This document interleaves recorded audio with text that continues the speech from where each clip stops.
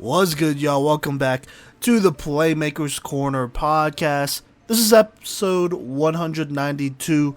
We are doing more season previews here. Of course, Fridays are the episodes that me and Kodey each do about 5-ish teams, talk about them, just like we would on a season preview, talk about their year last year, talk about the players they're losing, whether it's the graduation or transfer or moving or whatever. Then we talk about the key players to look out for this year for those teams, and then we go ahead and predict the record, give them a window of wins, aka we talk about how many wins we kind of suspect them to be in the range of for this upcoming 2022 Colorado high school football season. So there you go. Go ahead and check out Kodey's live stream from last night. Should be getting posted to YouTube and eventually on Anchor and all that, where you can listen to all podcasts here soon. But just remember to listen to that. He did break down a couple of teams there, and he will break down a couple of teams here in the second half of this episode.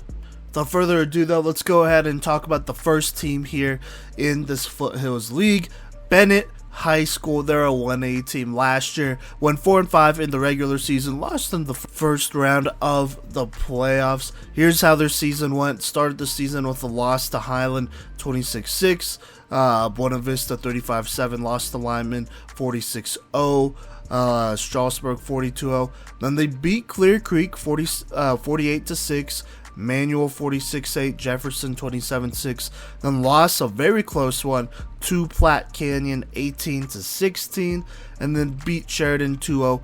Went on, lost to Lyman in the playoffs 45-0. Obviously, Lyman went on to go to state. Now, some graduating seniors they are losing is Jack Faxak, I want to say. He rushed for 288 yards and a touchdown, was the second leading rusher, also had 30 tackles on defense. They're also losing Austin Driggs, the 6'3 defensive end, had 32 tackles and 7 tackles for loss.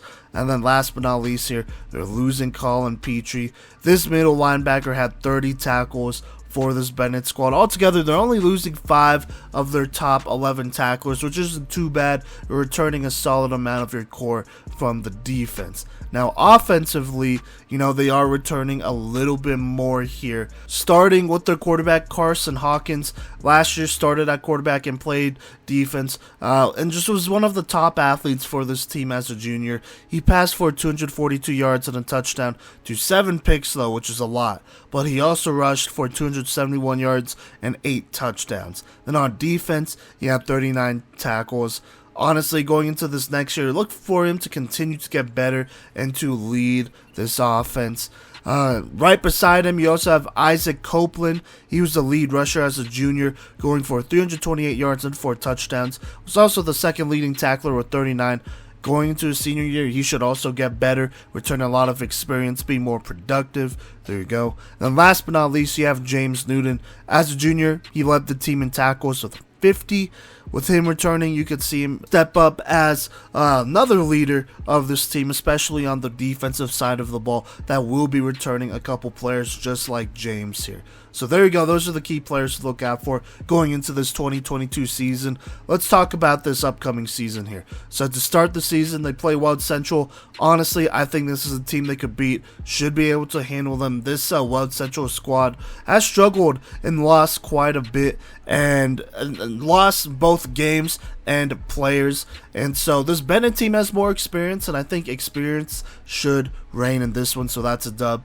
But then they play Sterling, and now Sterling, they're not the same Sterling team they were from a couple of years ago that were contenders. In fact, even this year they are losing, or I guess it's last year, they are losing quite a bit of players. But they are returning some key players, including the running back Nathaniel White, and I think they should be able to take care of Bennett here. This will be a challenge for the defense, and so we'll see if they could step up. But for now, I'm going to go ahead and give the dub to Sterling here.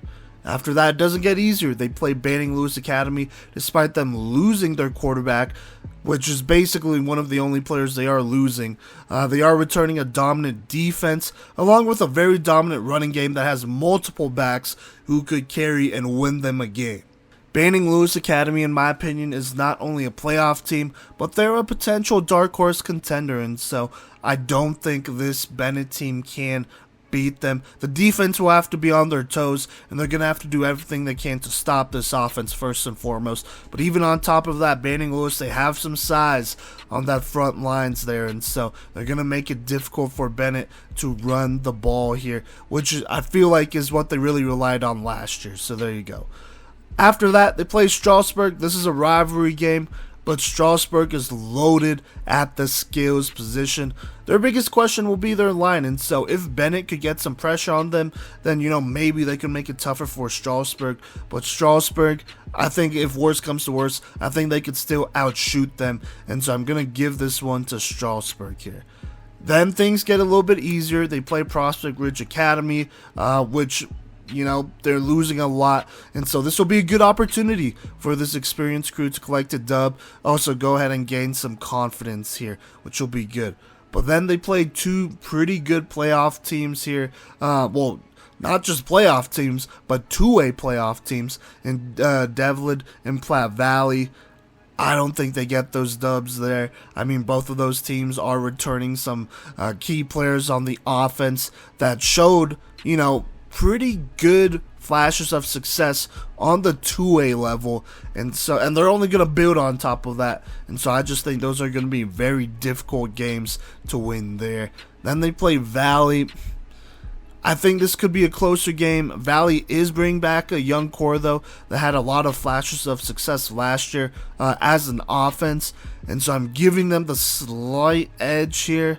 Could be a close one, though. This might be a toss-up game, honestly. After that, they play Wellington. They're a new program in 2A. Like I said, I'm probably never going to pick an established program against I'm never going to pick a program that's not established against an established program. And so I'm going to give Bennett the dub here. I think they should win, if not just for their experience. But you never know, this Wellington team could gel, and they might have a lot of talent. It's just one of those things where I gotta see Wellington a little bit more here. But for now, I'm going to give this one to Bennett. Altogether, my predicted record for Bennett High School is 3-6 with a window of wins between 2 and 4. Look, this Bennett team struggled last year, and going into this year, they are playing a pretty significantly tougher schedule. Scheduled a lot of 2A teams, which isn't a bad thing, but two of these 2A teams are definitely playoff teams, if not contenders, and so that's going to be real difficult. On top of that, you have two other 2A teams outside of those that, aren't going to be slouches. Sterling, they have a history, they have a program that is established. They're not going to be easy to beat by any means, Then you have Wellington. They have a very good talent pool around there. That I predicted it as a dub, but that might be a game they might lose. And so that's why my window of wins for Bennett is anywhere between 2 and 4. And so we'll see. It'll be interesting to see whether they could pick it up here, and maybe playing some of these tougher 2A teams will make them stronger, and maybe they could gain a couple more dubs here, but we will see about Bennett. Alright, up next we're going to talk about Clear Creek. This might be a quicker segment. You will see why here soon. Last year they went 2-6. Lost to Middle Park 16-0, Florence 71-0, Arvada 47-6 to start the season, but then they beat Sheridan 52-6. After that, lost to Bennett 48-6, Platte Canyon 22-0, Manual 48-2. Then they ended the season with a dub over Jefferson 32-7. I would talk about graduating seniors, but they barely have any stats recorded, which makes things very difficult, and I couldn't find much information on them, and so that's tough. Put in your stats, helps us out, helps the media out, helps colleges out, if they're looking at your players, which some are, but they can't if you don't put anything in, and so that hurts the narrative for sure. I do know they are losing a guy in Michael Hillman. Looks like he was an athlete at quarterback who they kind of ran the ball with and passed it with. So there you go. That's a loss. But can't really talk about key players because, like I said, there's really no stats here for Clear Creek. So let's go ahead and predict the record here moving forward. Most of these predictions, I'm just seeing who they played last year, how that went, seeing who their opponents from this year played last year, and then I'm kind of just cross-checking and being like, hey, if this team beat this team, then they should be good enough to beat this team type of deal. So there you go. To start the season, they play Sheridan. This was the team they blew out 52-6 last year. May not be as big of a blowout this year, considering who they're losing, but I still think they should beat them. After that, they play Ellicott. Ellicott is a team that has not played football in like 3 years. They haven't played a full season in like 3 years, and so I think regardless of who's on this team, they should be able to beat them if this is an established program. So there you go. Then they play the Pinnacle, and look, the Pinnacle was a team that got blown out by Jefferson last year, who, you know, Clear Creek beat last year. Jefferson, that was. And so by that, you know, logic, I have them I have them beating the Pinnacle, the Pinnacle losing to Clear Creek here. Then they play Roaring Fork, Strasburg, Platte Canyon. I'm going to predict all of these as losses here. I just think those teams are better. They have a lot more established talent. They're returning a lot of players, and so they're going to be able to do their thing there. Then they play Jefferson again this year. I think they should beat him. I think they should be able to beat him, so there you go there. And then they play Denver Christian. This Denver Christian team, they were an 8-man team that did not win a game last year, but now they're moving up to 1A. And so I think Clear Creek should be able to beat that team. So there you go. But after that, to end the season, they play Middle Park. I think this is a loss. Maybe a closer game than last year, but they are losing Emory, Middle Park, that is, who had an excellent game against them in a close one. So, yeah. We'll see what happens, but I think I'm going to give Middle Park the slight edge here. So, there you go. Altogether, my predicted record for Clear Creek is 4-5 with a window of wins anywhere between 2 and 4. Like I said, a lot of this was just me comparing schedules here, you know, comparing opponents and whatnot. It'd be a lot easier to be able to look at key players, you know, players who stood out, but they don't have stats or film, so that's pretty tough. So there you go, that's Clear Creek. Let's move on, though. Let's talk about Jefferson High School here. Last year, 1-2-6. Here's how their season went. Lost to Alameda in a close one, 14-12. Then beat the Pinnacle 40-0. Then after that, went on a little bit of a losing streak here, losing to Flatirons Academy 46-7, Denver West 48-2, Platte Canyon 43-13, Bennett 27-6. Then they beat Sheridan 56-0. Then lost to Clear Creek to end the season 32-7. Here are some graduating seniors for this team. They are losing some significant players, including Richie Salas. Got the start at quarterback and was used a lot more as a scrambler. I mean, he did throw for 190 yards and 5 touchdowns to 2 picks, which is okay. But he rushed for 520 yards and 5 touchdowns. That was a big contribution by him there. Also had 45 tackles and 6 TFLs. Was the second lead tackler for this team. So definitely a good athlete for this Jefferson team who will be missed. Then they're also losing Yam Bumba. He rushed for 371 yards and 5 touchdowns. Also had 74 tackles on defense. Was the lead tackler for this team here. So those are really the main 2 guys that Jefferson are losing. Altogether, they're only losing 5 of their top 11 tacklers, but it does include those top 2 at the top of that list. And so leadership is going to have to be replaced on this defense and on this offense as well. Now, some key players to look out for. I got 2, starting with Sebastian Torres-Meja at middle linebacker. He had 19 tackles and a sack as a sophomore. Look for him to continue to develop and lead this defense, or be one of the leaders of this defense as a junior.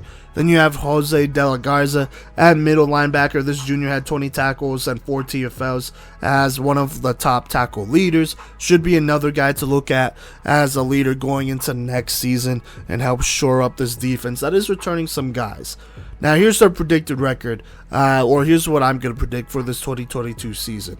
Starting with this Manual game, I think this is going to be a loss, despite them losing their starting quarterback from last year, Jewel Cameron. This Manual team should be able to defeat Jefferson. Then they play Banning Lewis Academy, Flatirons Academy.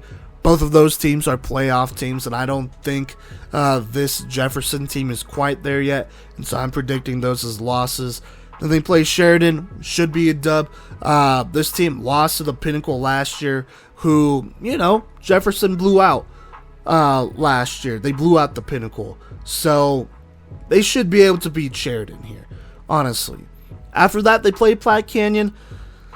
This is probably going to be a loss. This was a 53-13 blowout last year, and David Fouts, the backup quarterback for Platte Canyon, he came into this game, and he had a hat trick, scoring 1 passing touchdown, 2 rushing touchdowns on the ground. Fouts will be returning as the starting quarterback for Platte Canyon this year, which we'll talk about Platte Canyon later on in this episode. And so I think he should be able to find some similar success against this Jefferson team. So there you go.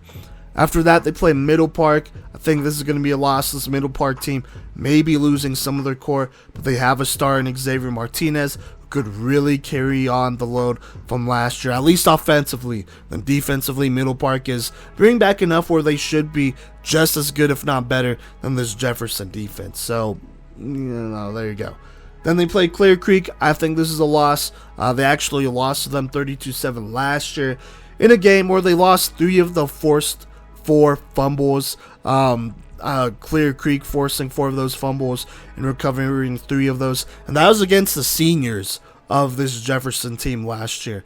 And so with this team losing that experience, that fumbled even then, honestly, it's kind of hard to imagine this younger core could fare much better. But you never know, But for now, I'm still going to give Clear Creek the edge. Then they play Strasburg, another playoff team. Like I said, Jefferson isn't quite there. Should be a loss for Jefferson. Then they end the season against Denver Christian. Should be a dub against an 8-man team that did not win a game last year. So, yeah. Altogether, my predicted record for Jefferson High School is 2-7 with a window of wins anywhere between 1 and 3. Look, this team struggled to replace they're going to struggle to replace their offense from last year, but they are returning, some guys on defense, including 2 middle linebackers who should earn them a couple wins, though. Despite that, offensively, they got some work to do. They got to replace a lot of production, and they're playing some tougher teams here, who have offensive firepower. And so if they can at least match those teams or come close to matching them in offensive firepower, it's going to be a tough season for Jefferson. So there you go there. Next, we're going to talk about Manual High School. Last year went 5-3, but missed the playoffs. They were, in my opinion, a little bit of a playoff snub here, which was kind of tough for them. But here's how their season went. Started the season with a loss to Denver West 48-6, but beat Prospect Ridge Academy 32-26. Then lost to Kent Denver, a 2A team, 20-6. Then after that, bounced back, beat Banning Lewis Academy, and this was Banning Lewis's homecoming, I think. But they beat him 34-25, a little bit of an upset there. Lost to Bennett 46-8, beat Sheridan 34-0, beat Clear Creek 48-2, beat Platte Canyon 28-16. So there you go. Now let's talk about some of the graduating seniors / players they're losing, because they are losing some significant ones. Starting with their quarterback from last year, Jewel Cameron, threw for 893 yards, 9 touchdowns, and 10 picks, while rushing for 694 yards and 6 touchdowns. A lot of production there on offense. He was the focal point for this offense throughout the season. Against some of these, tougher, against pretty much all the teams they faced when they really leaned on him, both as a rusher and a passer, and so that's a really tough loss there.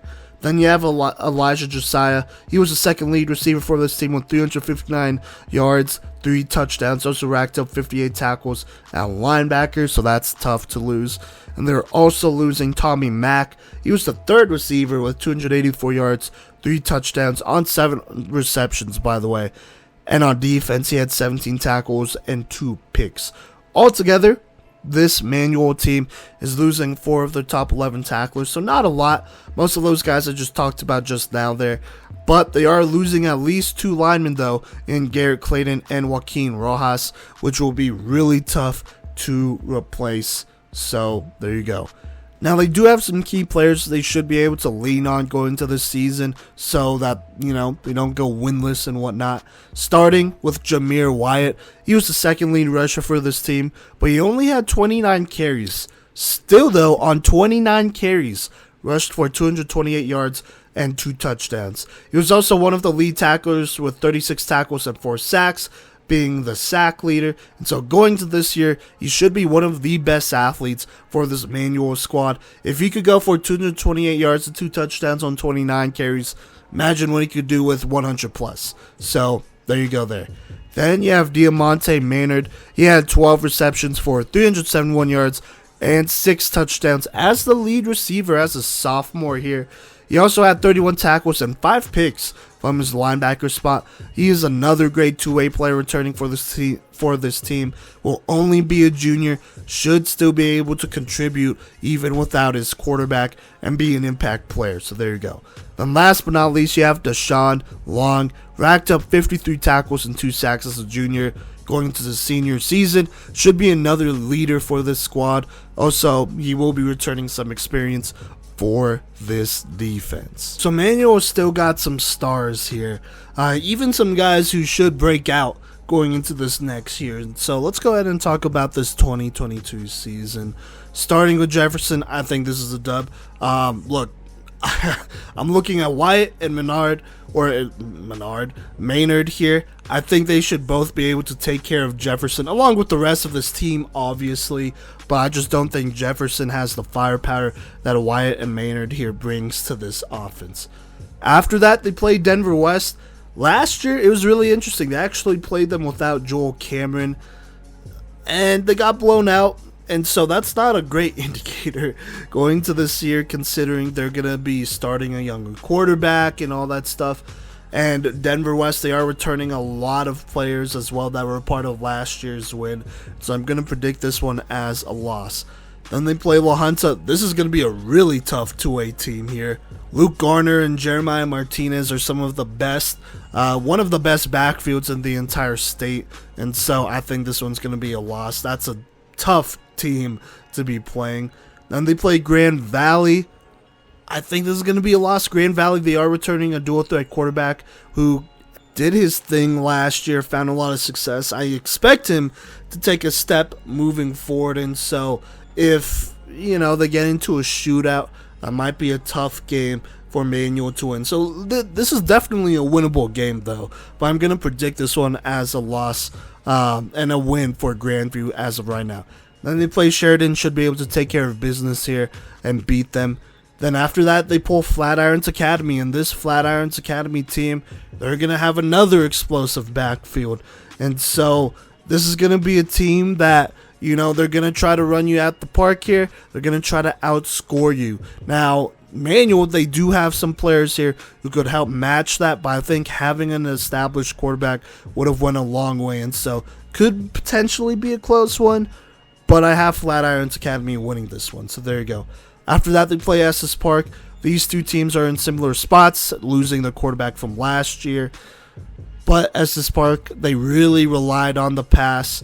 I mean, they have been relying on the pass. They run the spread out there, and so I'm going to go ahead and give Manual this dub here because they do have a running back here in Jameer Wyatt, who should be able to take care of Estes Park and do his thing. Plus, I trust this Manual defense to go ahead and beat an Estes Park team that will not be having an experienced quarterback there throwing the ball. After that, they get the Pinnacle. I think this should be a dub here. This is the same team that lost to Jefferson 40-0, so there you go. Then they get Highland. I think they could actually beat Highland. This Highland team, they're losing a lot. They're losing a lot. And so if Jameer Wyatt has a good day against this team and they're able to control the pace of this game, plus the Manual defense plays well, which I think they can, this could be a dub for Manual. Because like I said, Highland, they're going to be playing a lot of younger players, inexperienced players. I trust this more experienced Manual team to go ahead and beat them. Altogether, my predicted record for Manual is 5-4, with a window of wins anywhere between 3 and 5. Look, this team may be losing some key athletes, but they still have some pretty good athletes over there playing both ways. Especially on defense, I think their defense could win them some games here along with their offensive stars. They'll also have a rushing attack, which should be enough to beat some of these defenses that are lacking. There are questions at quarterback, though, which is why I don't have them winning, a ton of games here more than last year. And so I just really want to see what this quarterback does going into this year. And, maybe he changes my mind. But for now, I'm predicting with what I got, with what Manual has established right now, which is a couple very good players. So there you go here. All right, now moving on, we got Platte Canyon here. Last year went 5-4. Beat Del Norte to start the season 18-0, then lost to Flatirons and Highland. Lost to Flatirons 27-0, Highland 42-6. Lost to Monte Vista as well 28-6. Then bounced back, went on a little bit of a winning streak. Beat Sheridan 56. Beat Jefferson 53-13. Beat Clear Creek 22-0. Beat Bennett in a close one 18-16.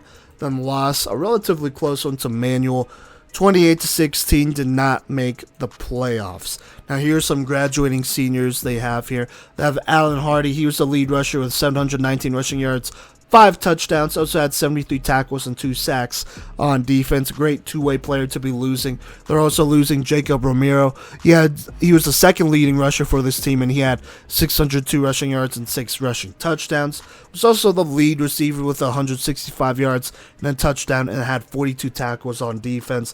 Then last but not least, you have Ben Hatz. He was the sack leader with 6. Also was third in tackles with 75 from his defensive end position. Altogether, Platte Canyon is only losing 4 of their top 11 tacklers, but they are losing their 2 running backs who they leaned on heavily last year. Now, they do have some key players returning, including David Fouts. He was the lead passer for this team with 360 yards and 2 touchdowns, 2 picks. Very inefficient, though, with below 40% passing, though. He did rush for 227 yards and 5 touchdowns, and then on defense, snagged 20 tackles and 2 picks. If he could be a more efficient passer and take a step forward, then this offense can really get going here. If he could take a step forward, that would go a long way for this offense. Then you have Sam Patterson. He should be the lead rusher going into this next season. As last year, as the third guy in the rotation as a sophomore, he went for 315 yards and 3 touchdowns. That's pretty good here. He should be the guy moving forward as a junior. If he could do that with the carries he got, expect a little bit more here. I'm really excited for Sam Patterson. Then you have Cameron Skoog. Hopefully I'm saying that right. If I'm not, excuse me there. He was an absolute stud at middle linebacker as a sophomore last year. He had 83 tackles and 2.5 sacks. Obviously, look for him to come back, be a big-time leader for this team, and also be more productive for this team that is returning a lot on defense. Defense might be one of the stronger suits of this team, so there you go. Now, let me go ahead and predict the record. They just recently added the rest of their games to their schedule here, so they have 9 games scheduled. So let's go down the line here, starting with center. I think they should beat them. This could potentially be a shootout between the 2 quarterbacks here who did get experience from last year. But I'm going to give it to Platte Canyon, who should have the stronger defense, so that should give them the advantage here. Then they play Flatirons Academy. I think this one's going to be a loss. The duo of Nolan Shepard and Devin Glowicki had a field day on this defense last year. Now, it may not be the blowout it was last year, but it should be a closer game. But this backfield will be very difficult for them to stop, and so we'll see. If they want to win this game, they got to limit Shepard and Glowicki. So there you go. Then they play Sheridan, should be a dub. They should be able to take care of business here. Their starters for this year were backups last year, and they found success against that Sheridan team. Nothing should change this year. Same with the Pinnacle. That's another team they should honestly be able to take care of business against. So there you go. Then you got Clear Creek. There isn't a lot to go off of Clear Creek, but this Platte Canyon team has enough established players on defense to take out a team who is losing their offensive core. So there you go. And they get Denver Christian, another take care of business game here. Like I said, 8-man team moving up to 1A, but they didn't win a game as an 8-man team, so there you go. Then they get Middle Park here. I think it should be a dub. Middle Park is losing some key pieces of their offense from last year. Although they are returning some guys on defense, I still think this Platte Canyon team should be able to both outshoot them offensively if it comes down to it, and then get plenty of stops defensively if it comes down to it to win. Regardless, I think they're going to win. Then they play Strasburg. I don't quite think this Platte Canyon team is on the level of Strasburg as far as offensive firepower goes, and so I think it's going to be a loss here. But we'll see. Altogether, though, my predicted record for Platte Canyon is 7-2 on the season, with a window of wins anywhere between 5 and 7. Look, this will probably be their set schedule for the season, and so this team should be solid with the offensive core they are returning for this year that showed plenty of flashes last year playing as backups. So now that they're the guys, I expect them to take a pretty significant step forward and do their thing. While the defense could be tough considering how young they were and how experienced they will be this year, I think that defense will be tough. So there you go. Now, the Center and Middle Park games are two games that may be closer, which may result in them losing, but I'm not that worried. I still favor them. Then if Platte Canyon could pull off an upset dub against either a Flatirons Academy or Strasburg, that could really put the 1A level on notice. But for now, we will see. I think this is a team that should be able to make the playoffs if they go 7-2, by the way. So there you go. All right, now I have one last team to talk about, but this is going to be a really short one. It is Sheridan High School. Last year did not win a game, went 0-8. Lost to the Pinnacle 32-6, Prospect Ridge Academy 64-0, Clear Creek 52-6, Platte Canyon 56, Rocky Ford 57-6, Manual 34-0, Jefferson 56-0, Bennett 2-0. Don't have any stats recorded, don't have any film recorded, so I can't talk about graduating seniors or key players. And honestly, just predicting the record, I don't think they're going to win a game this year. Look, this is going to be a tough season for them. I have heard rumors they are getting a transferring quarterback, but as of right now, they are just rumors. This quarterback is supposedly really good, played on the 2A level, but we will see. Even then, I think he's going to have an uphill battle here. I don't know the key players he's working with or all that stuff, but you just look at some of the teams this team lost to last year. It's against teams that maybe won 1 or 2 games, and it was against Sheridan High School. And so, unfortunately, this is a program that kind of needs to get it together. If they could get stats or rosters put together, that'd go a long way, along with film. Whether you're good or not, it's just a good thing to get it recorded and whatnot, just because you never know if college coaches are looking and they see a guy they really like. And so, numbers and film go a long way. But, yeah, anyways, that's all I got to say about Sheridan. Coming up next, Cody's going to talk about his share of teams for this episode. Howdy, y'all, and welcome to the Playmaker's Corner podcast. I'm your host for this episode. This part of the episode, I should say, because Coach V will be the second half of this episode with the teams he did research for. But, we got an interesting split for you this week, and I'm very excited to tackle some of these teams in the 4A Metro 2 League from last year and talk about what their schedule looks like this upcoming season, try and give them a preview based off of the returning playmakers that they have coming back, as well as, factoring in last year's recap, coaching staffs, and stuff like that, and graduating seniors, seeing if they'll have that much of an impact on the team and potentially taking a step back. And then Simon will do the exact following after my 6 teams. So let's go ahead and just dive right into it here and talk about the Grand Junction Tigers, who narrowly escaped a winless season in the very last week of the season. If it weren't for luck or fate or scheduling prowess that landed them, the only team that's probably worse than them in the last game of the season, this squad would have went 0-10. I think that the lowest point total anyone scored all season when beating Grand Junction was 19, and that was Grand Junction Central. That score will be different this year and not in favor of the Tigers, but more on that later. Other than that, I will give them kudos for handling business against Gateway. They did beat them handily in the last game of the season, 56-12, but that is a far cry from their 2019 playoff days. And so, offensively, there wasn't a lot of passing yards to go around, but two seniors did rack up over 100 yards in Braden Pettyman and Peyton Brook, with the former collecting 2 touchdowns and averaging around 18 yards per catch this past season. And, defensively, the Tigers will be without their top 3 tacklers from last season and 4 of their top 5. Since, in descending order, you had Tyler Blanco, who had 65 tackles, Uzziah Chavez, who had 44 tackles and a tackle for loss. You also lose a rug-clogging monster, Deacon Taylor, who recorded 3 tackles for loss of his 43 total tackles. They all graduate. And, Deacon Taylor was a 6-foot, 300-pound beast in the trenches who, moved really well and had, excellent strength, I'll say, at that position, and just out-muscled a lot of guys. And that size is really hard, if not impossible, to replace, especially, Grand Junction's it's not the smallest town in Colorado, but it's not a Denver metro area where, you have a higher chance of landing one of those guys with the population density. So that's going to be tough. And, at that 5th tackler spot, you do lose a senior in Keandre Cokes-Lujan, who, rounded out the top 5 at 40 tackles, but also led this team in tackles for loss and had 4 forced fumbles with opportunistic ball rips and big hits. So a handful of tough losses here for the Tigers.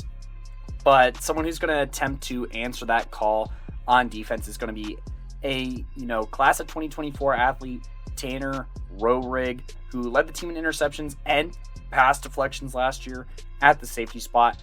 And I think as a whole, the pass defense has some things to look forward to, since they return 10 pass deflections and 66% of total interceptions, not to mention last year's junior Landon Grossnickel and Austin Kerfman both notched a pair of forced fumbles. So you have some guys who can force turnovers, and Grossnickel is a likely candidate to lead the team in forced fumbles this year, especially if his team leading 5 sacks takes another step forward. It may be a taller task since 4 sacks are departing via graduation, so he may have to beat more double teams this upcoming season. But, despite the Tigers losing 4 of their top 5 tacklers, they will return everyone in the top 11 outside of those guys to make for a senior-heavy squad with playmaking ability in the back end. And then speaking of back in the backfield, the Tiger backfield was a heck of a jungle last year with 6 players getting more than 20 carries and only one of those guys graduating. You've heard his name before, a familiar name here. Grossnickel had the most carries of running backs with 34, but also had a pretty tough average of 3.5 yards per carry. And that was only one more than the sophomore Rohrig. But 2 juniors ran for 4.7 and 4.8 yards per carry, and Dominic Carver and River Mulvey, who combined for 3 scores and 248 yards.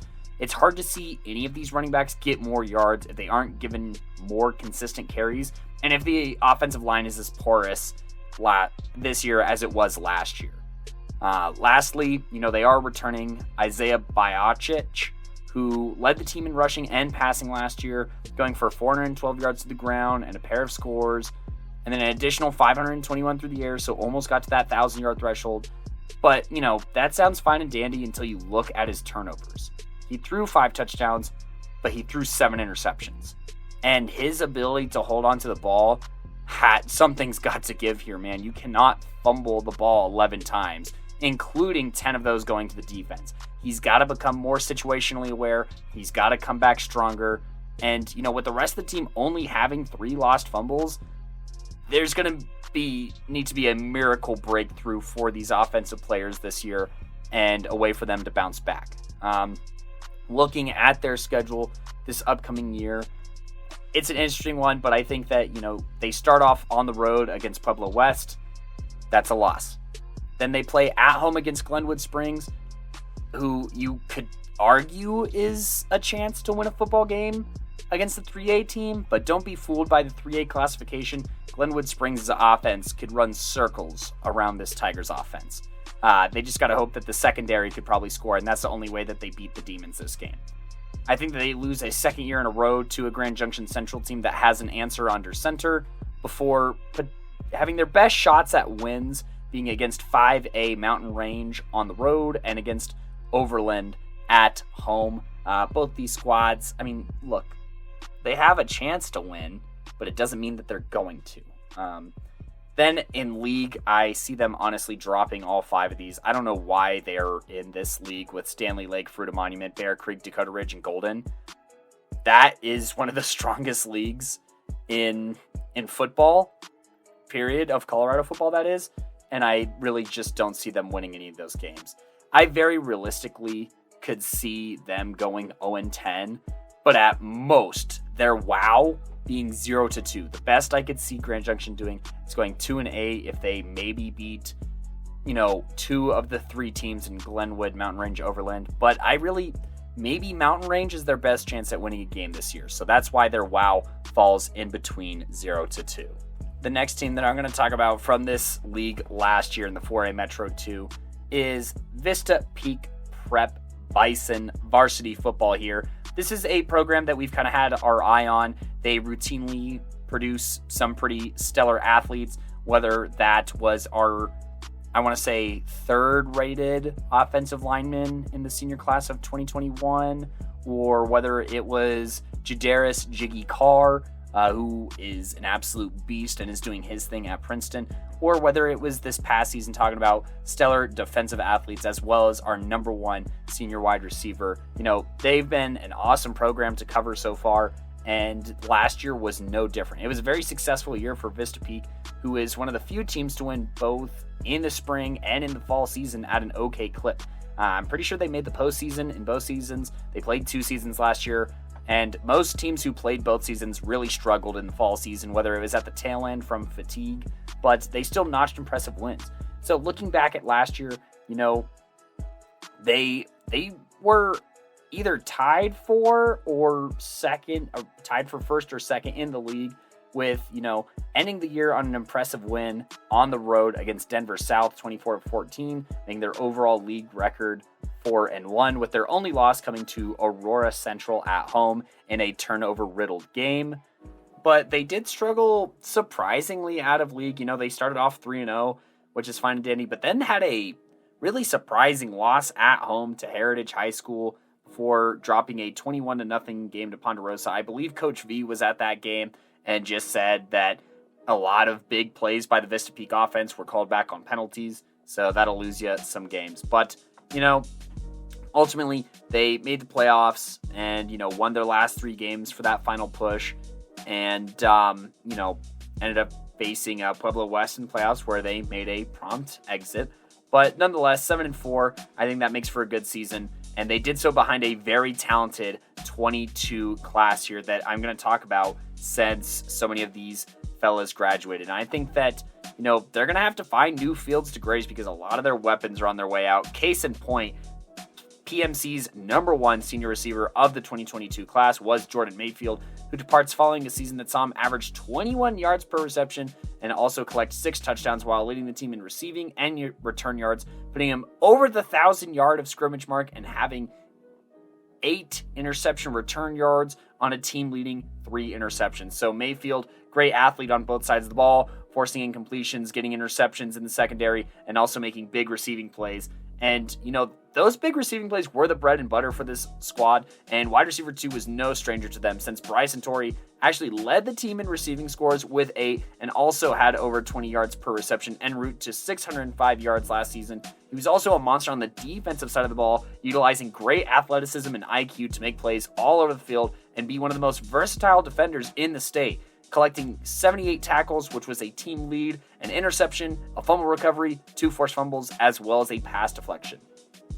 On this offense, you also lose senior running back Christian Manning, who, he had some big shoes to fill with Carr graduating in the spring, and he did an admirable job, leading the team with 954 yards, averaging 7.2 yards per carry, and breaking the century mark 4 times and scoring an additional 5 times on the ground.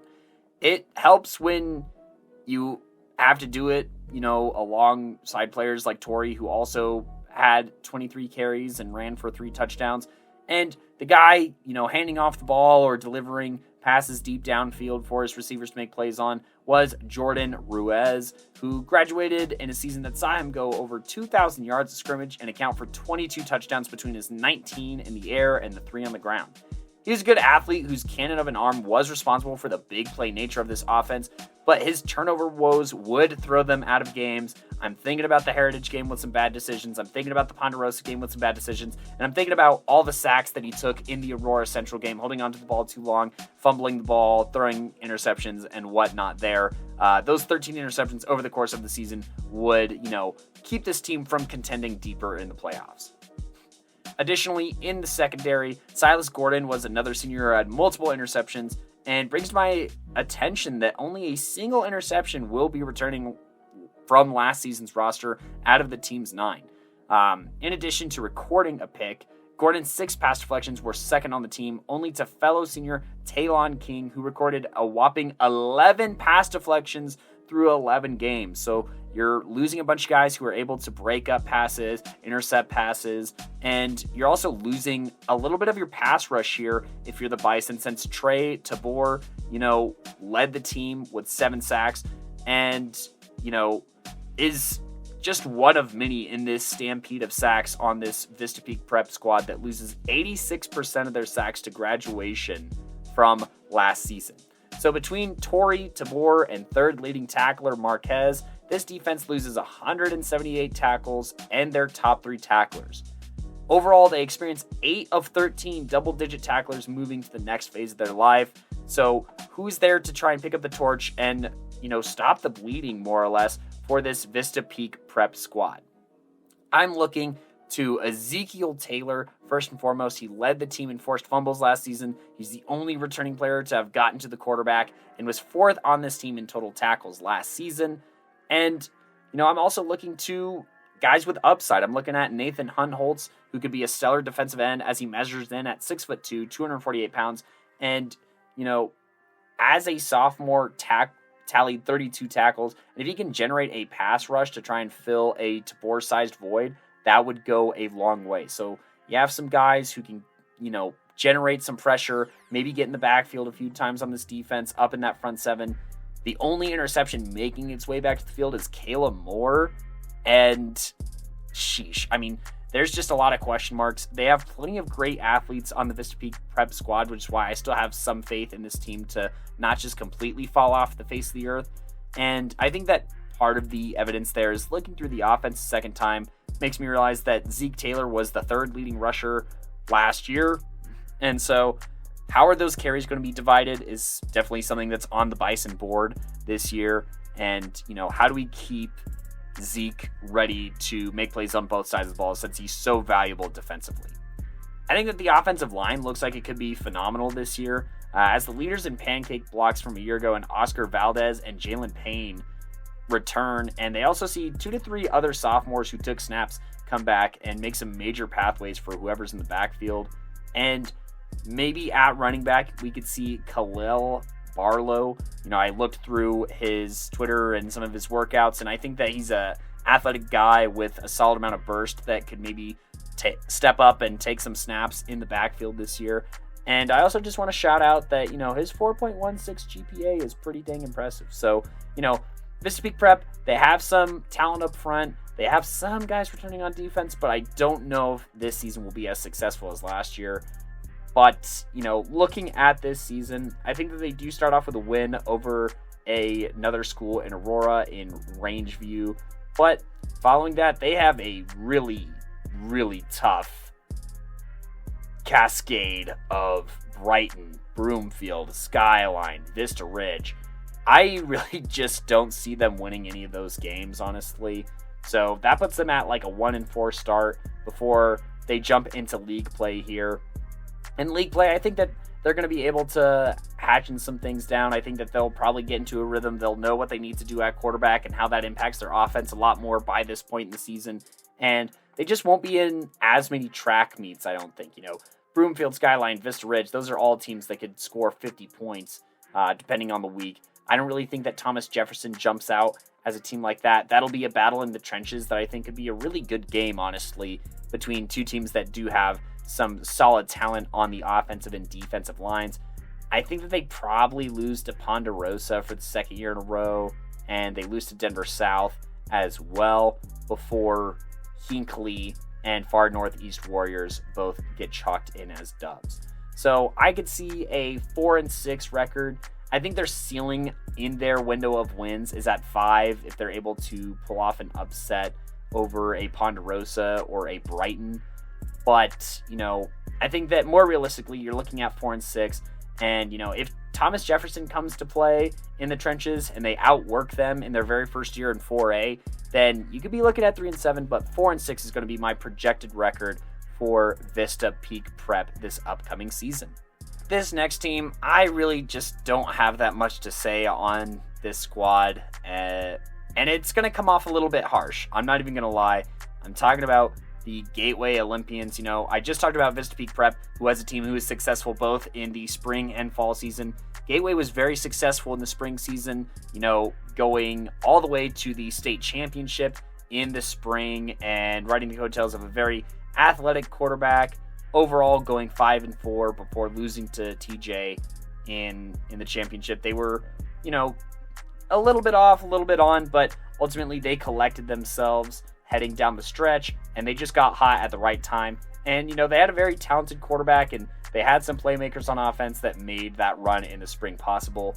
And, following the adjustments that the coach made throughout the season, they decided to not go with the interim coach, who stepped in right before the season started, mind you, at Gateway, and instead decided to give the job to Coach Collins. Now, Coach Collins is somebody who academically I respect very, very much. I think that this Gateway team is probably going to have some of the best student athletes in the entire state. It is something that he does very well. It's something that he did very well on the college level and something that I think he do very well on the high school level. Now, football-wise, I know that Gateway was his old stomping grounds. I know that he produced at Gateway at some point, but I just don't know if he still has it anymore as a coach. I just don't know if he has it anymore from a football perspective, because this Olympian team went 0-8 last year in contests. I'm going to go ahead and read out the scores. 32-14, 50-6, 28-6, 47-0, 43-0, 42-0, 54-0. How do you do that in league? How do you not put up a single point against these teams that probably have their backups in the fourth quarter? And then the cherry on top, losing to Grand Junction 56-12. Their point differential this past year was 352 points allowed to just 38 points. They allowed more points per game at 44 than they had for the entire season scoring. Ouch. They got shut out 4 times. I'm trying to give this team and this staff the benefit of the doubt that it was from fatigue, from a quick turnaround from the spring to the fall season. But I don't know.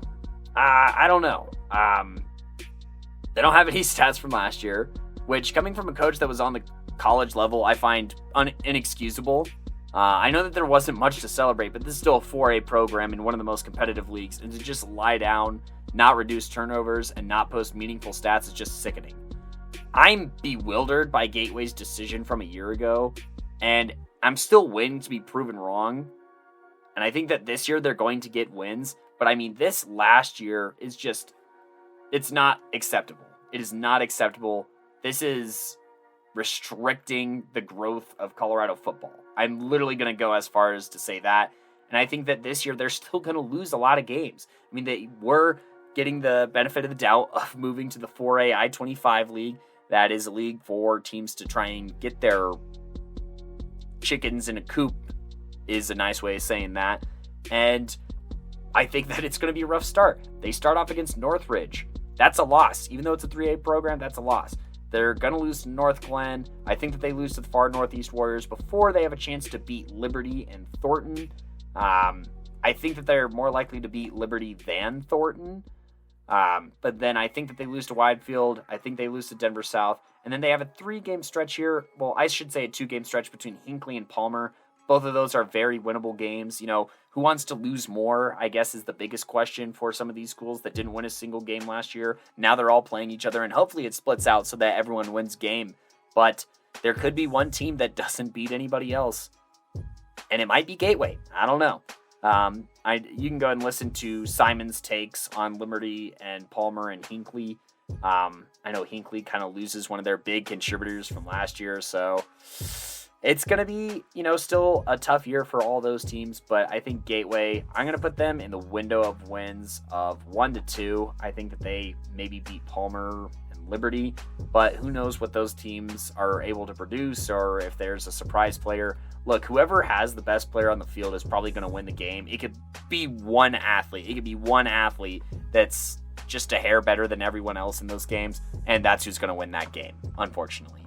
So, best of luck to the Gateway Olympians. Please prove me wrong. It wasn't that long ago that you guys were in a state championship, so figure it out. Up next is a team that I think is very well put together and one of the most exciting teams in all of 4A football. And so I'm going to be talking about the Denver South Ravens. Last year, behind one of the best quarterback to wide receivers connection in the state and a solid running game combined with an opportunistic defense, the Ravens bounced back after a season opening loss to Mesa Ridge, a close one, mind you, 31-28, to rattle off 8 consecutive wins in which they scored no lower than 34 points and also broke 50 burgers on opponents twice. They then lost a surprising game to Vista Peak Prep to close their season before avenging their first game loss to Mesa Ridge by winning by 3 in the playoffs this time, where it matters most, and then their run came to an alarmingly abrupt stop against the 1-seeded Montrose. Now, players who graduated in the class of 2022, they don't really lose much. I'd say mainly on the defensive side of the ball. They lose Guillermo Livingston, who had an interception, and then the leader in sacks for the Ravens was class of 2022 defensive end Quade Hunt, who picked up 5 sacks last year and was 9th on the team in tackles with 33 and 2nd on the squad in tackles for loss, getting into that double-digit tier. The only other top 11 tackler was right behind Quade in Victor Escobedo, who notched 32 tackles of his own and another 5 tackles for loss. And lastly, it's never great to lose offensive linemen, and that is what is happening to Denver South, especially when it's an all-state honorable mention lineman and Xavier Cardinal that was integral to this chain-moving dynamite offense. But out of everyone who recorded any form of tackle, only 5 graduated, which means this Ravens defense will be the stuff of opponents' nightmares when they return 88% of their total tackles. And this includes a handful of sophomores, namely headlined by linebacker Gage Kramer, who is 5th on this squad with 44 tackles and found himself in the backfield twice. And that also includes 2 other class of 24 guys who recorded over 20 tackles apiece. But not to be disrespected, this incoming senior class is something special and a unit that is ready to crack skulls. They returned the top 4 tacklers from last year. In defensive tackle, Jameer Smith, 45 tackles, 6 for loss.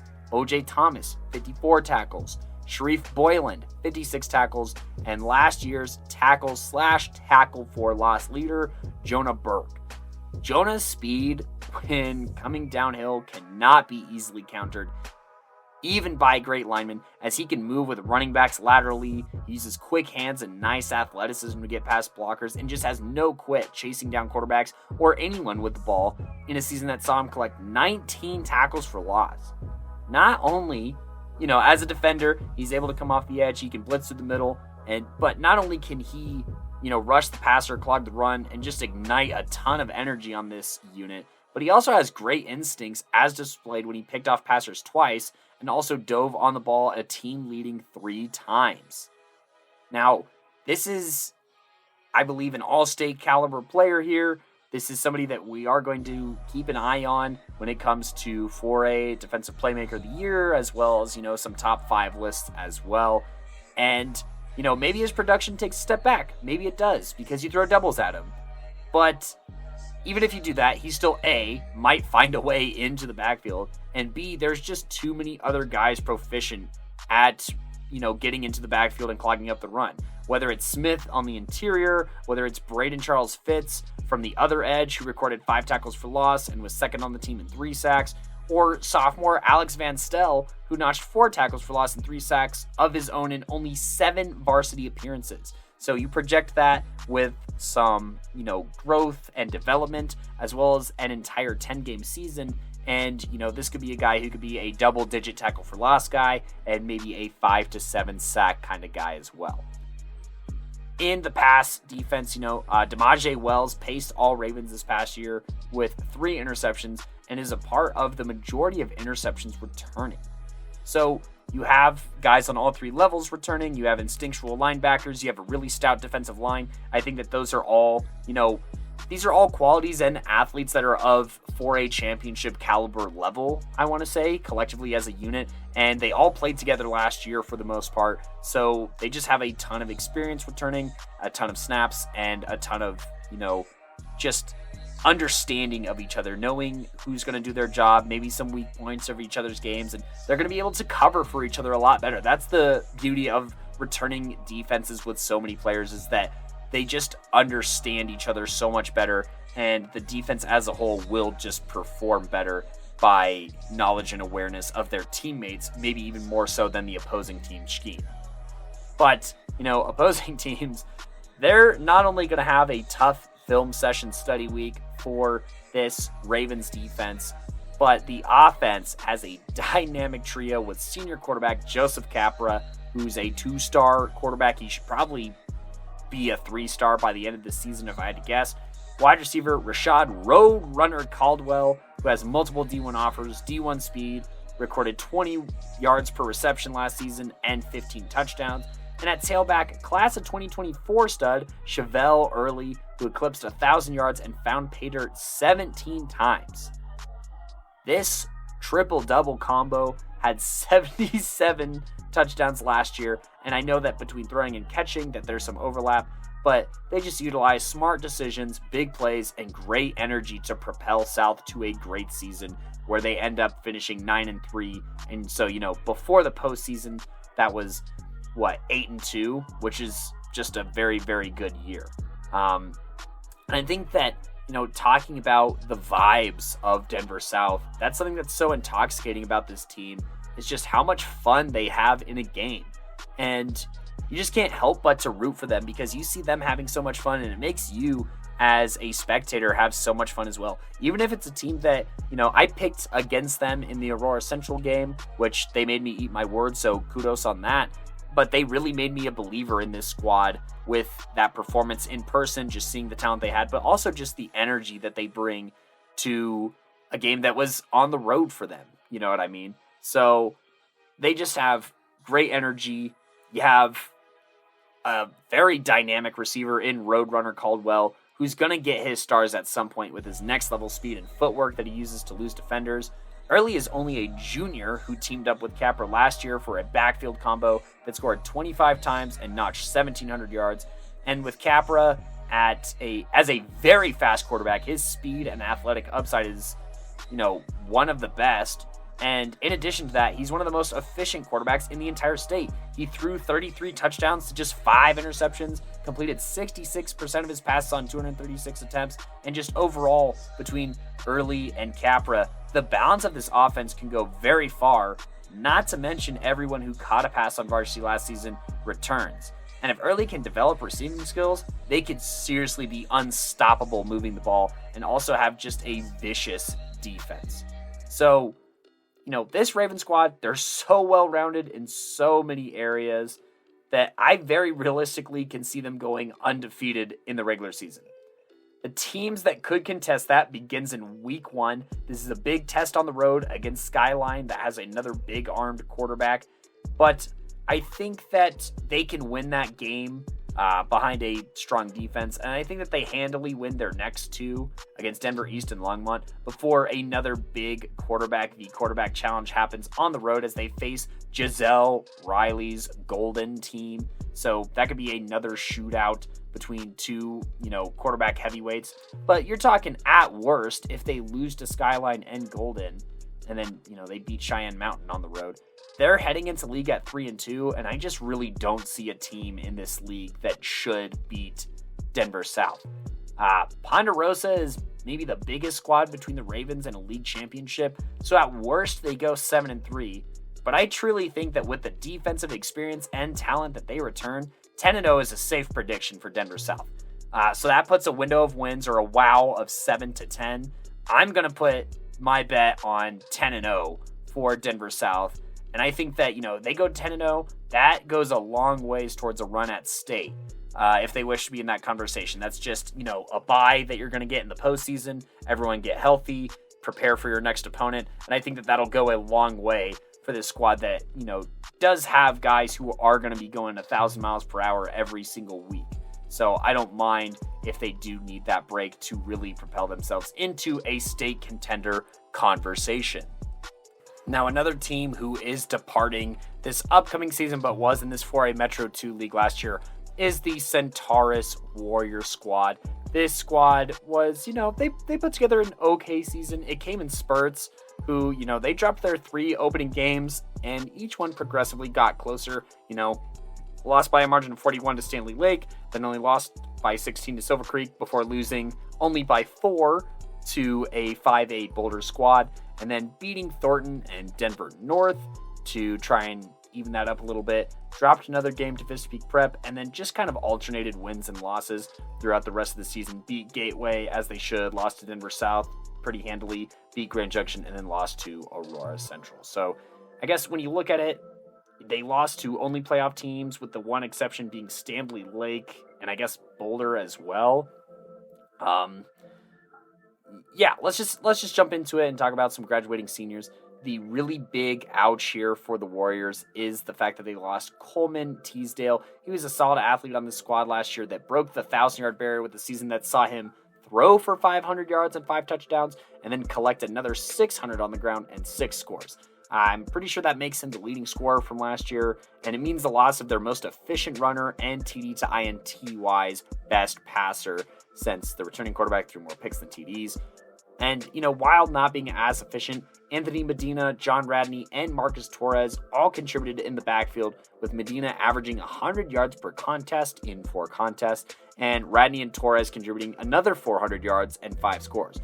Overall, this offense between all those guys and Teasdale loses 14 of their 22 rushing scores and 1,400 rush yards. And additionally, 4 of the leading 5 receivers also graduate, as Angus Reichert, Brian Serrano, and Anthony Medina each had over 1,000 receiving yards, but none of their combined might was felt quite the way that Jack Downing's presence was felt after posting a team-leading 644 yards on 35 catches and, had 6 of the team's 9 receiving touchdowns. Nice. To try and ease the losses in the pass game will be incoming senior, last year's junior, Ethan Roeder, who is second on the team in every major receiving category. And additionally, the Warriors will arguably have the most consistency in the backfield, as leading rusher and incoming junior Ben Misch returns following a season that saw him tote the rock 114 times for 688 yards and a few scores. He will need to remain consistent, and I really think that Ben has a chance to have a huge increase in production now that he doesn't have to split carries with 4 or 5 class of 2022 athletes. I think that this could be the big year for Ben, and a season where we could potentially see him crush 1,000 yards, maybe even sneak up to 1,100 yards, and maybe get double-digit touchdowns. Under center returns Chance Wood, who largely outperformed Teasdale last season, throwing for more yards on less attempts, fairly substantially, as he threw 946 yards on 85 attempts, completed an insane 68% of his passes, but does have the drawback of turning the ball over quite a bit, as I mentioned earlier. But, he apparently impressed in camp this summer at Western Colorado University, both at his coaches as well as other members in the coaching staff, and provides some hope in strides to this coaching staff. In the trenches, the Warriors will be returning 230-pound interior defensive lineman Xavier Bradford Valentine, who, while contributed as a guard, was way more noticeable on defense. And, watching his film, he utilizes a very low pad level. He has swim moves as well to tally a few sacks and tackles for loss in the run game. And just has a motor to make tackles downfield, whether that's slant routes that come back across him or, screen plays. He does fly over to those receivers and, cleans up whatever is washed inside to him. So very high motor, very solid football player. I'd be surprised if he's not like 240, maybe 245 pounds heading into this season, where he could be a serious problem on the interior. Additionally, they returned Renzo Washak to the offensive line, and he showed, pretty nice flashes in a season that saw him at right tackle where he was capable of handling his particular man. I do think that he could improve his communication a little bit more to help out his guard on blitzes and the like, but that's something that can come with experience and just more communication across that front line. And so, fortunately for Centaurus, they were moved to the infamous I-25 League that is shown to help or attempt to help rehabilitate struggling programs. And I think that this schedule in general is built to help Centaurus post potentially their first winning season in 6 years. If you look at the schedule, I think that they still lose this home opener to Boulder this year. I know that Boulder graduated a lot, but I really like that Boulder defense and the talent that they have. Then they have a chance to beat Mountain Range in 5A. I say that might be a coin toss just because Mountain Range's defense does return some interesting athletes, but then they face Monarch at home, Hinckley on the road, Palmer at home, Mountain View on the road, Liberty on the road, Thornton at home, Widefield at home, or on the road, I should say, and Gateway at home. If you lose to more teams than Boulder, Mountain View, Widefield, and Mountain Range / Monarch, I guess, and you go less than 6-4, that is a disappointment. There are a lot of cakewalks on this schedule. I think that you should be able to handle 3A Monarch personally. Hinckley didn't win a game last year. Palmer, I don't think, won a game last year, and if they did, they won one, I want to say. Let me verify that real quick.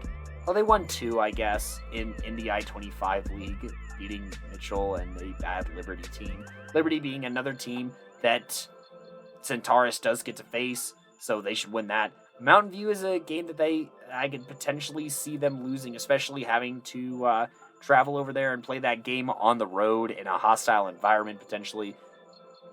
Thornton could be a coin toss. Widefield is a game that they probably lose. So maybe they lose to Thornton and they go 5-5, but if you are going to break your streak of having a losing record or not an above 500 record for so long, this is the best schedule to get you there. But don't be surprised if you go 6-4, maybe at best 7-3, and they say no to you making the playoffs. Just because this is one of the weakest schedules I've ever seen. But if it means a winning year in Lafayette, then by all means, send it. Now, I know here in the media we're not supposed to have favorites, but I can't help but to root for this next team here in the Aurora Central Trojans, and the very last team that I'm going to be talking about on this part of the episode today.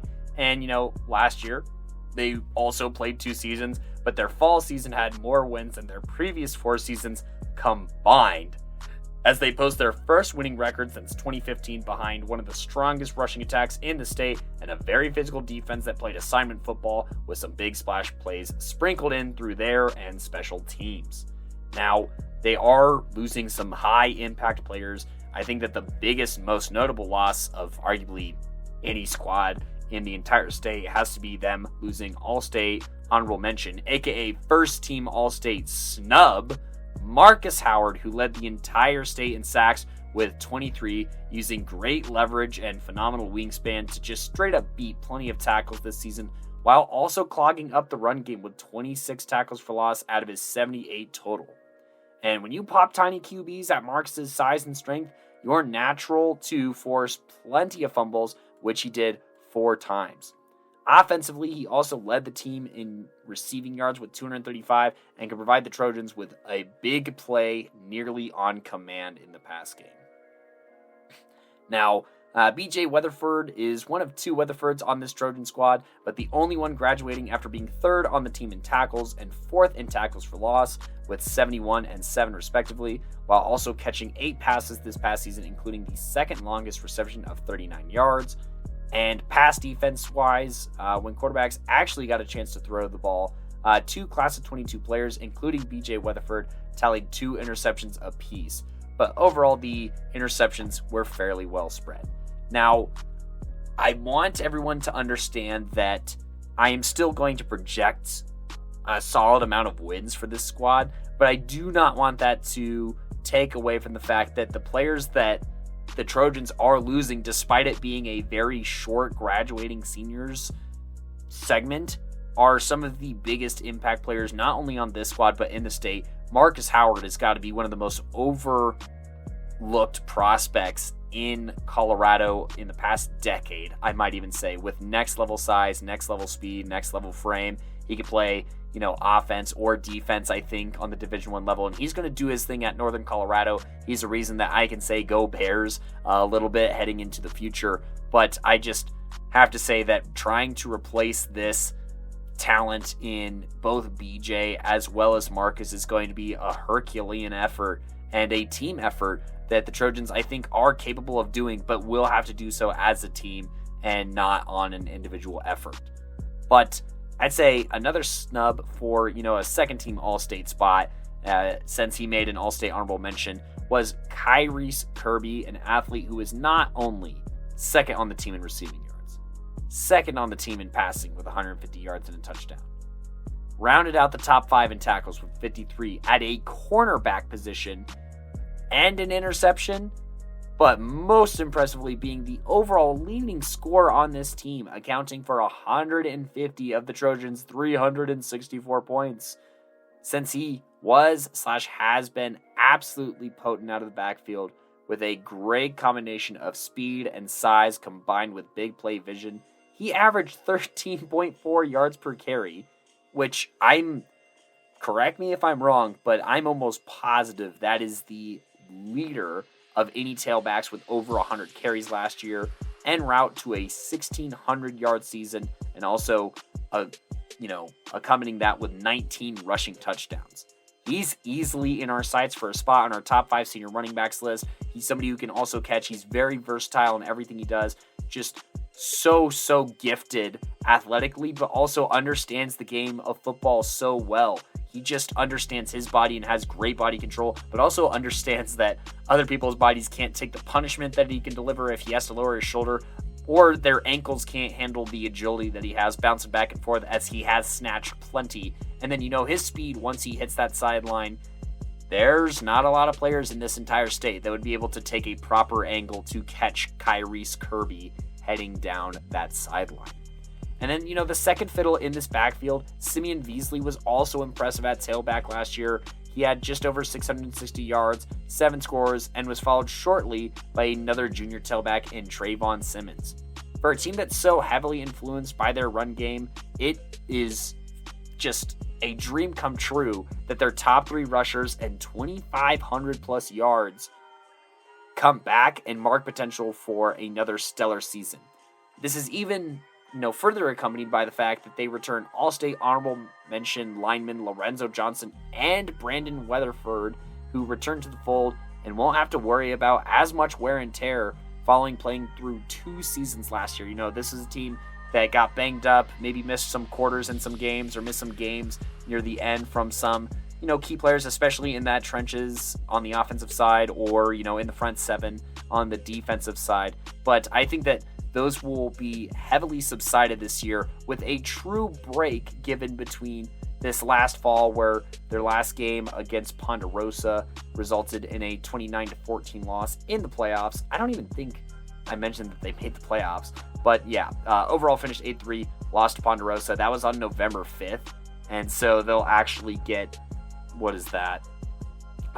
8 to 9 months as opposed to the 4-month turnaround that they got. So, I think that they will be way more durable in the trenches. I think that, defensively, more people will be able to contribute on that side of the ball. And it's also headlined by the fact that Simeon actually led this squad in total tackles with 91, while also being second in tackles for loss to only Marcus Howard with 12, and will pioneer this Aurora Central squad on defense, who returned 7 of their top 11 tacklers, including familiar names in Brandon Weatherford, and including Lorenzo Johnson, who are on the defensive line.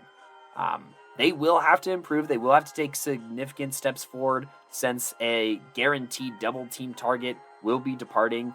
But, their 7 tackles for loss this season with more one-on-ones or maybe even double teams may be a little bit harder to reach. Time will tell, but they might have some help off the edge still, as Ja'Kai James was in the backfield to the tune of 4 sacks and 8 tackles for loss. So, I think that maybe they get some more one-on-one opportunities as opposed to maybe some free shots. But I think that they're capable of doing that. And overall, this defense is still immensely talented in this 2023 class, but also welcomes back fourth leading tackler and sophomore Dushawn Smith, who notched 71 tackles of his own this last season. Now, the last returner that I'm going to talk about is the biggest determinant on what postseason success the Trojans may experience. Now, this is, I'm talking about the incoming senior, Nicholas Portillo. I want to say his older brother was on this team, but not sure if they're related. Regardless, at 6'2", 205 pounds, he's a solid size for a quarterback, and he was, a receiver before that. His freshman year, he did see varsity snaps, had 8 receptions for 100 yards. Everything was hunky-dory. He was asked to play quarterback this year, and, in his first season, he delivered, but with a very, very tight set of parameters to his quarterback play. And what I mean by that, you look at these stats, they look phenomenal. 32 of 46, 519 yards, 6 touchdowns, 5 interceptions. That's a little close, but overall, knocking on the door of 70% completion, that looks great. That all looks great from a box score perspective. Having seen him live, his limitations are very, very obvious. When they fall behind to a team that scores a lot of points, Nick is not going to break open the case of passing yards and throw this team back into a game. I haven't seen that ability, nor do I want to predict that ability. It's more like just the play action aspect of the Aurora Central offense allows Nick Portillo to get open throws to the drags, to get open throws to the flats. But overall, he can be wildly inaccurate, and that is why I think most of these interceptions happen, is from inaccuracy as opposed to, arm strength or something like that. But also, he just hasn't had really opportunities to show that arm strength / I don't know if he has it. There's just so much that I just don't know if he has it. It was a quick turnaround over the summer, so, he could have developed quite a bit, and I think that he has to for some of these games on this schedule. And so I think that, with the offensive prowess that they are returning and playmaking combined with a good line, they won't be as much of a surprise this year, but I could easily see them going 4-0 to start this season. They start off against Northfield. That's a brand new team to 3A. They should take care of business there. They should beat Hinckley. Falcon graduated a lot of talent last year, so I think they avenged last year's loss to Falcon. And then I think that they beat 5A Rangeview, another Aurora team here, before getting into a track meet on the road in Denver against the George Washington Patriots. This could be their first loss, but I think that, the Aurora Central defense is better than the George Washington defense. It just depends on how the offenses interact with that. And then both have very dangerous special teams with 2 of the best athletes in the entire state in this game. I think I might have just booked my Saturday the 24th for watching this George Washington versus Aurora Central game. So put that in the books. After that, they do start league play against Adams City. I think that that's a win. I don't think that they'll be an easy out, but I don't know if they win these games against Broomfield and Fruita Monument. I'll explain why in a second, but if I project those as losses, as well as the GWHS Patriots, I still think that they finished the season 7-3 with wins over Heritage and Thornton. Now, the biggest concern for me is the quarterback position, because in the game that I watched last year against Denver South, they just got off to a really strong start. The Ravens, that is, passed the ball, built a quick lead, and, that along with a handful of really silly, costly mistakes by the Trojans, and they just aren't a team that can throw themselves back into a game, or couldn't throw themselves back into a game last year. So you look at Broomfield and you look at Fruita Monument, both these have watch list class of 23 quarterbacks here, and then George Washington, another team that can just score at will, basically. That, gives me a woozy feeling that I'm just not sure they can bridge that gap.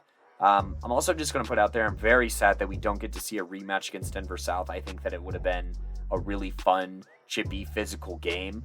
But, with their window of wins, with their wow, I still think that 7 is as low as they can go, and 9 is as high as they can go. 7-9, wow. But I'm going to project 7-3 and a second year of the postseason for Aurora Central.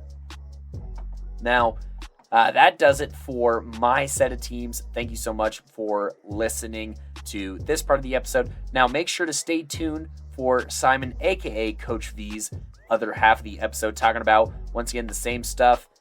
Last year's recap, graduating seniors, returning playmakers, and then the wow coming up next from Simon. Nope, we're not going to do that because I decided to go ahead and override that and put my part of the episode first, and there's just no good way to cut it. So, thank you so much. Thank you so much for rocking with us here on the Playmakers Corner here. We'll be covering so many more, well, not too many more teams, but a couple more teams here, 11-man football teams, before the 2022 high school football season. I believe we have 4 more episodes left covering some squads, and so we're at the point where if you wonder if we've talked about your squad, we probably have at this point. So go ahead and check out our social medias at Playmakers Corner, Facebook, Instagram, Twitter, to see which episodes have been posted, and then go ahead and give us a follow / subscribe on Spotify, Apple Podcasts, wherever you listen to podcasts, along with YouTube and Twitch. We'll be posting content there. We'll be live streaming once the season starts here, just to do film recaps, but to do weekly recaps on how the season went and all of that great fun stuff. So be on the lookout there. Go ahead and give us a follow there.